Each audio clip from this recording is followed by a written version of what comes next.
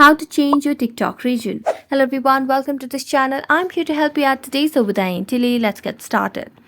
So first of all, launch the TikTok application on your device and make sure that you're logged into your account on TikTok application.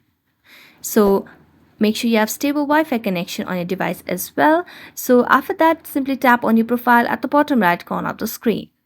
As you tap on your profile at the bottom right corner, it will take you to the profile settings on your device for the TikTok application. So let's tap on profile and wait for a few seconds until it loads the profile section of the TikTok account. Here, tap on the gear icon or rather hamburger icon at the top right corner of the screen. This will give us the options of settings and privacy, so tap on settings and privacy. As you tap on settings and privacy, you'll be able to see the options of account over here at the top. Select on account, and as you select on account, you can select on the option of account information. Here you can see the account region, so just tap on the account region option and you can just select any of the account or any of the region that you are wanting to change it to. So you can just select any of the other regions and then you can just go back and you'll be done.